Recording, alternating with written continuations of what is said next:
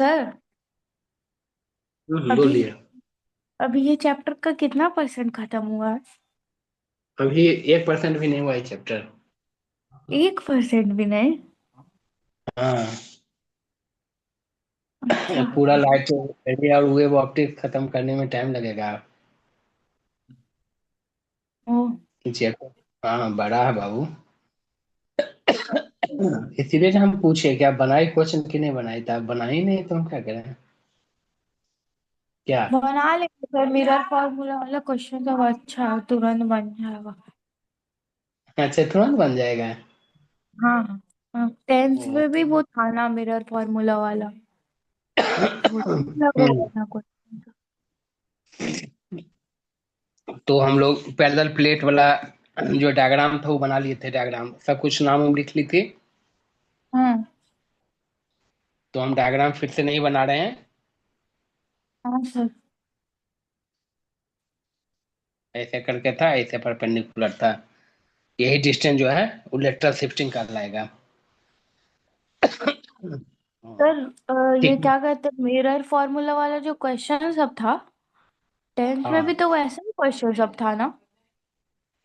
हाँ हाँ, तो इसीलिए बोले होगा कि क्वेश्चन बैंक से आपको देख के बनाना चाहिए था 2 4 5 साल का। क्या केस है, सेम क्वेश्चन आपको मिलेंगे बिल्कुल। ओ, ठीक है सर। आप आपको हाँ। वो मिरर रिफ्लेक्ट। फॉर्मूला वाला पे और क्वेश्चन सब है मेरे पास पहले से, अलग से था। नहीं। हाँ नहीं, मतलब जो भी बनाओ जहाँ से भी, बट उसके पहले बहुआ बोर्ड का 5 साल का क्वेश्चन बन जाना चाहिए आपको। ये जरूर प्रयास करो कि बोर्ड का 5 साल का बना लें। अब जैसे रिफ्रैक्शन स्टार्ट किया, सनेट लॉ पढ़ा दिए, तो आपको हाँ अब ये ढूंढना चाहिए था कि सनेट लॉ का कभी क्वेश्चन पूछा क्या, क्या क्या पूछ सकता है उस बेसिस पे। ये थोड़ा सा सोचना चाहिए और ढूंढना चाहिए था। समझ गए हाँ तब। हाँ, तब जा कर करके वो चीजें होगी। ऐसे एकाएक जो है आपको। हाँ, ठीक है सर। हाँ। अच्छा, रिकॉर्डिंग हो रहा है कि नहीं हो रहा? हाँ, हो रहा। ठीक है।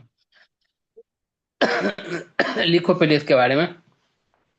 When a ray passes through a glass, when a ray passes through a then it is not deviated. Then it is not deviated. Then it is not deviated. That is, it passes parallel to the path of incident ray. That is, it passes parallel to the path of incident ray. Parallel to the path of incident ray. Path of incident ray, comma, but it is slightly shifted sideways. But it is slightly shifted sideways. Side की तरफ shift हो गया। It is slightly shifted sideways. Full stop. This sideways shifting is called lateral displacement. This sideways shifting is called lateral displacement. This sideways shifting is called lateral displacement, whose magnitude is equal to lateral displacement,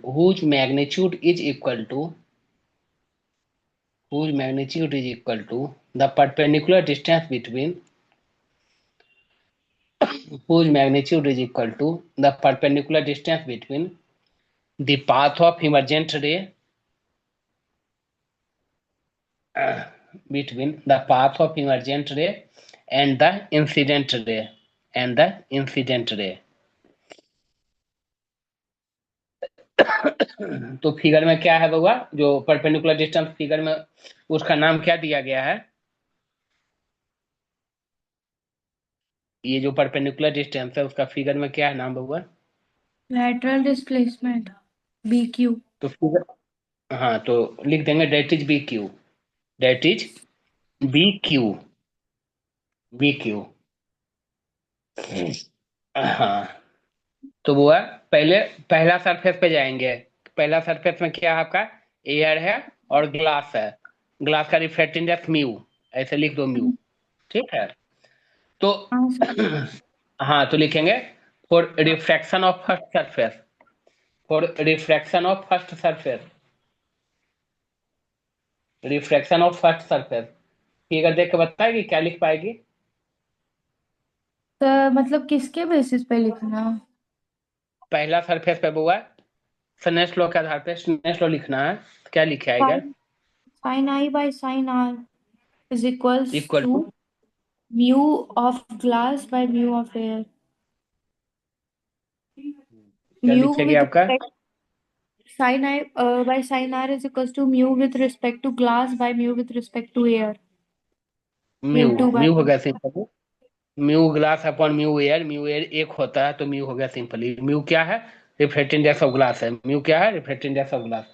ये equation first हो गया। Sir ऐसे ठीक नहीं है, लिख सकते mu with respect तो अच्छा एयर का वन हाँ ठीक है सर। लिखो फिर लिखो for refraction at second surface, for refraction at second surface,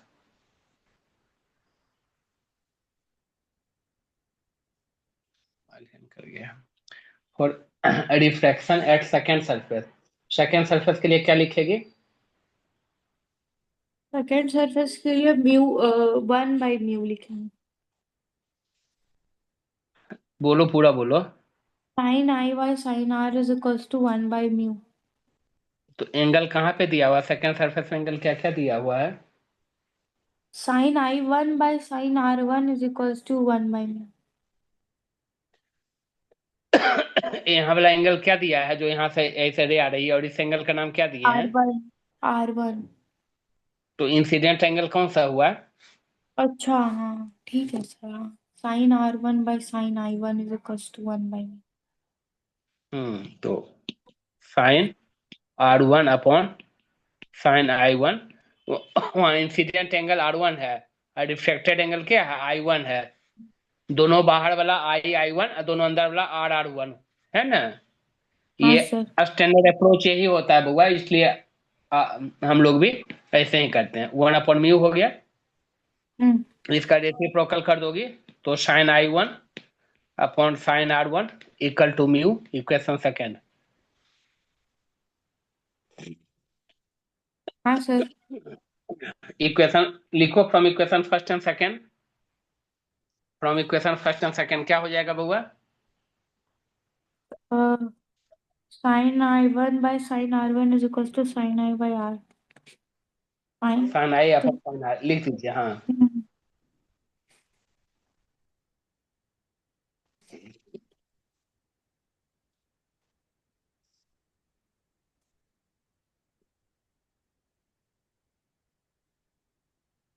हाँ सर।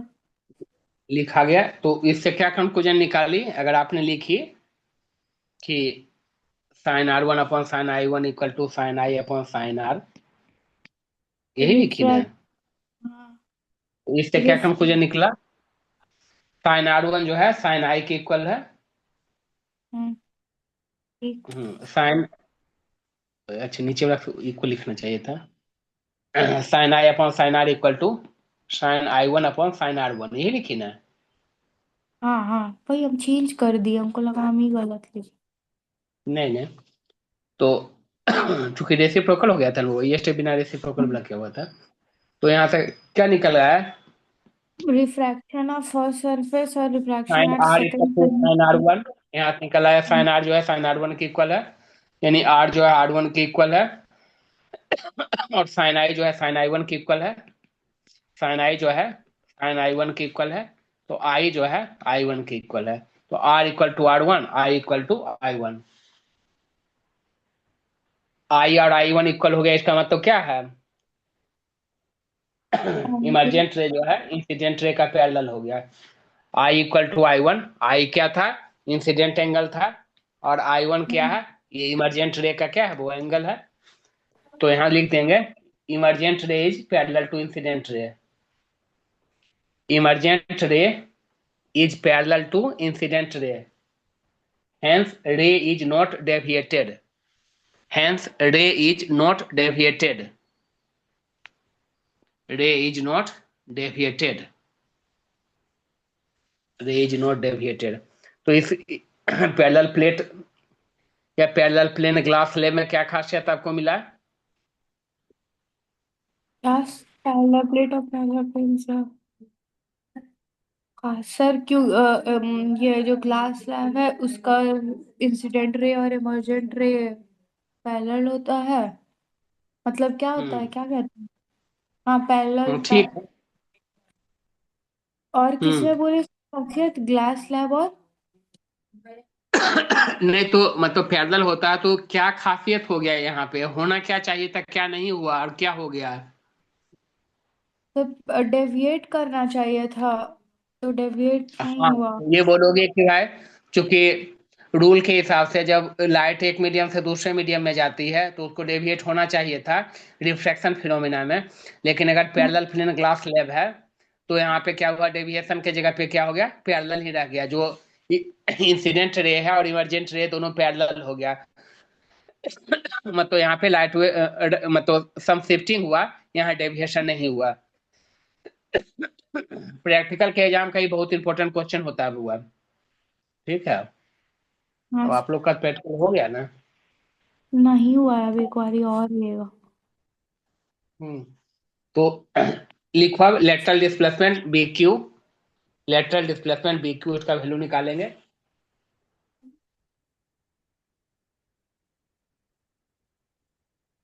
ट्रायंगल आपको कौन सा दिख रहा है बउआ जिसमें बी क्यू शामिल शामिल है? Triangle A B Q.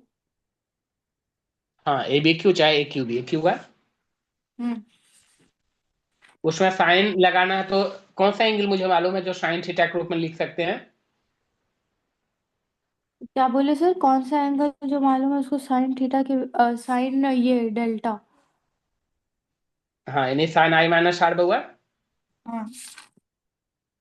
तो sine i minus r equal to क्या हो जाएगा, sine theta equal to perpendicular है b Q b upon q by hypotenuse a b. एक। एक मिनट। ए बी एक ही है ना sir p by hypotenuse? P by h. ठीक है। बी से क्यू पे 90 है, जहां 90 होता है उसके सामने वाला जो होता है वो हाइपोटेनस होता है। हाँ ठीक है, ठीक।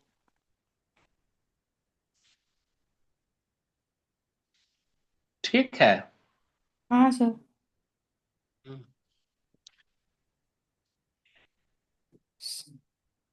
चार्ज में क्यों नहीं?